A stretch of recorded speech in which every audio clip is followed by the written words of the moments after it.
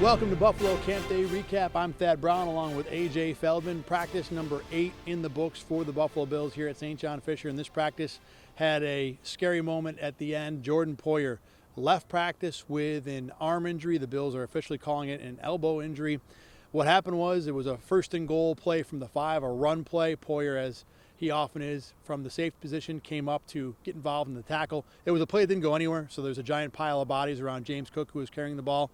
And Poyer came out holding his left arm, was on the sidelines for about 5 minutes with trainers. The unusual part is that when he got up to leave practice, he took about 8-9 steps, then had to take a knee again. Looked like he was feeling kind of faint. After that, he walked into the tunnel to go under the stands back towards the locker room, had to again sit down in a chair, and was finally carted away. So, look, an elbow injury is concerning, by itself.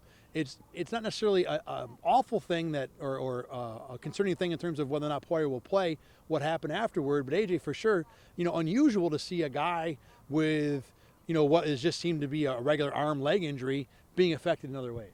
Yeah, when this injury first happened, we all saw him, kind of grab his arm a little bit. We thought, all right, maybe he just got dinged by a helmet, something like that, so maybe just got to shake it off a little bit.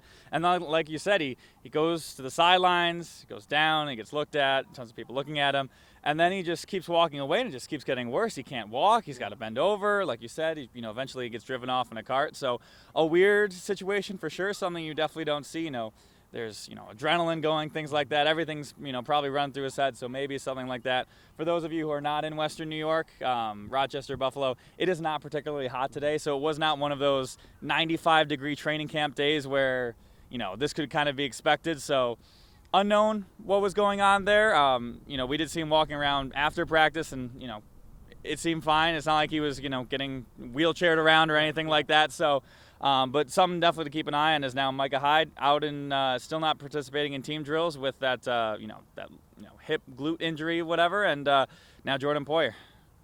Like you said, this weather today was about as good as it gets for training camp. Not sunny at all, nice breeze, really cool. In addition to Poyer, by the way, Marquez Stevenson left practice with a foot injury. He was injured in a one-on-one drill, immediately was in pain, didn't seem too serious, but again, another injury sustained by the Bills today.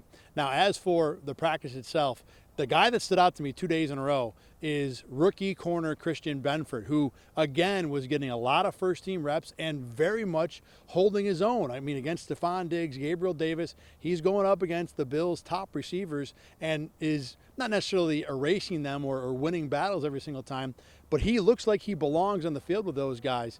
And it's crazy because yesterday I noticed him in a practice for the first time and tweeted that, well, this is a guy that's probably destined for the practice squad. But he is making a name for himself to be a part of this roster. Look, it's only been a couple good practices, but the amount of first-team reps he's getting and the way he's performing means that he's going to get more for sure. So Benford is the guy who stood out to me today. Yeah, it's weird. So far, there's not a ton of training camp battles so far. Going into camp, it's a pretty set roster. But the bubble guys, I think the guys that maybe we expected to step up on the bubble haven't really done maybe a ton. Cam Lewis maybe is that guy at that cornerback position. Nick McLeod stepped up, as we'll talk to him a little bit later.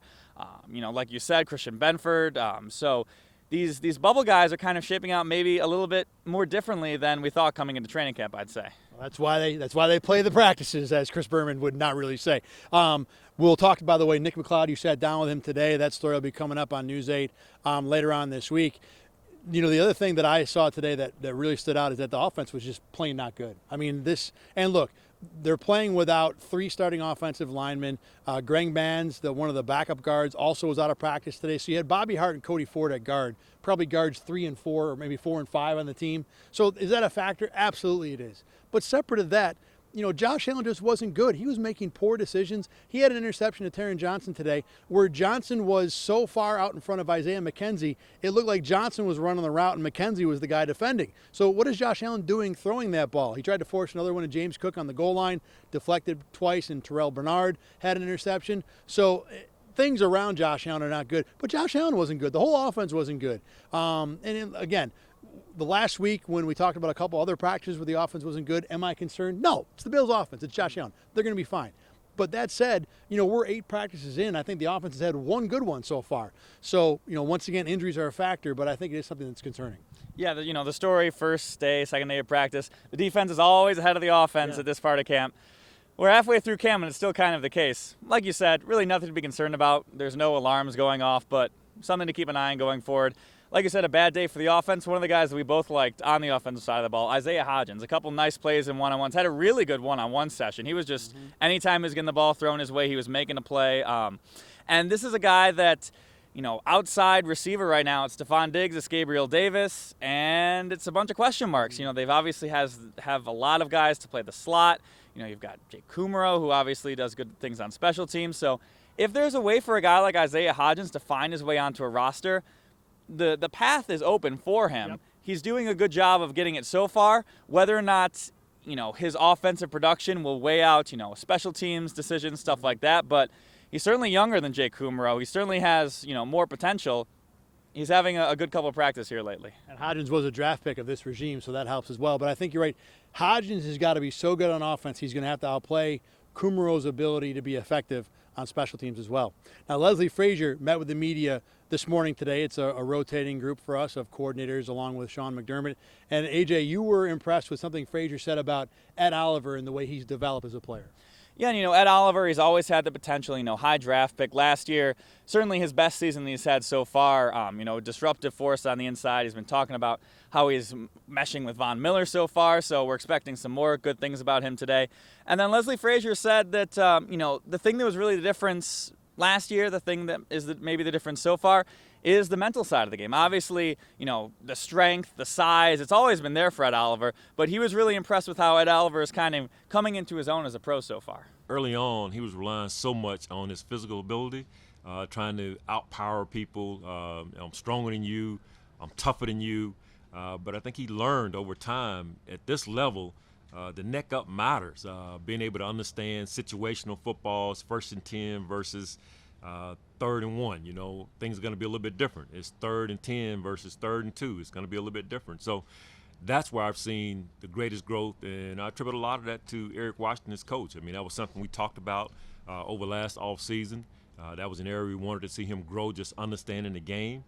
And, boy, his game took off last season. So we're looking forward to more of that in 2022. And Oliver yesterday was an absolute terror on the field. I mean, Carl Jones said at one point Sean McDermott had to yank the first-team defensive line off the field because the offense couldn't get anything done. Again, super backup guards are a factor, but credit Oliver. When you're going against guys who don't belong on the field, you got to make them look that way. He did that yesterday. Now, another guy that's been impressive has been Kyer Elam. We've talked about him, quite a bit. Elam had a solid practice today, a bit up and down. One thing I'm noticing with him, if he gets his hands on a receiver, he almost erases anyone, whether it's Stephon Diggs, Gabriel Davis. Today, he had a rep against Marquez Stevenson where he didn't get his hands on him, and Stevenson was open for a touchdown. Regardless, Elam is a guy who's certainly been promising early in this camp, and Carl Jones sat down with Elam and Elam's father to talk about how Elam comes into this camp much more prepared than most rookies. Kyer Elam is only 21 years old, but you couldn't tell based off what the Bills have said about him so far. You can already tell he just listens. He pays attention. His maturity when it comes to his work ethic. What stands out about him first is his professionalism. Kyer comes from a family of professionals. He has a leg up on most of his peers. Kyer had the answers to the test, and he was willing to listen, and he was willing to follow the tutelage and the blueprint that was set for him. That's his dad, Abe, who played 7 seasons in the NFL while his uncle Matt was a first-round pick of the Baltimore Ravens. Abe said he tries to stay hands-off as much as he can, but he still drops knowledge if need be. He's a tremendous help. We talk every day, man. He calls me every single day. He does not miss a day because he knows being a rookie is not easy. Spending 2 years of his NFL career with the New York Jets, Abe is very familiar with the Bills. He got his first and only career touchdown off of a pick-6 against the Bills back in 2008. Now, the Bills are a lot better today than what they were over a decade ago, and he's happy that Kyer landed in the situation that he did. Nowhere else in the league do you get 3 all-pro guys in the secondary. What they're building here, and for him to be a part of something special, I couldn't be more proud. Kyer may be a rookie on the field, but as his dad Abe said, he's bringing almost 30 years of knowledge into that building. From St. John Fisher in Pittsford, I'm Carl Jones. Got a chance to meet Abe Elam for a while as well while Carl was doing this story, and a really fun guy to talk to, a guy who has been around the block, knows everything about the NFL. I was actually on the field during that pick 6 where he ran it back against the Bills, playing for the Jets. And, that was back in the Trent Edwards era of Bills drought football where, a pick six that goes 90 yards the other way, that's pretty typical for the Bills. But, Abe was very appreciative of, the compliments that we gave him for his career and a guy who, one of just the solid, really dependable NFL players when he was in the game. AJ, another big story from this camp, Isaiah McKenzie, a guy that we talked about yesterday in this spot as someone who is this close to probably winning the slot battle that we thought might be a four-headed monster. That means he's going to have more time in the field, and he talked today about what that might be like. Yeah, Sean McDermott said yesterday about how that's going to be adjusting for him in itself, opposing teams game planning for him, getting extra roles. You're going to have a lot more bad reps when you have a lot of reps in general. And he talked today about his mindset going into, this season, preparing for that bigger role, trying to, get this bigger role, win this starting job, things like that. And he kind of said that there wasn't too much of an adjustment. It's the way that he's had to play his entire career, and it's the way he's kind of approached this training camp so far. I feel like I've been running for the past 5 years. I've just been running, just waiting on my opportunity to get this opportunity. And I feel like it's come now, and I feel like I just got to stack days. I got to be consistent, continue to doing what I've been doing, and just be prepared at every moment, any given time, get over and catch the ball, score points when I can, and just help the team win.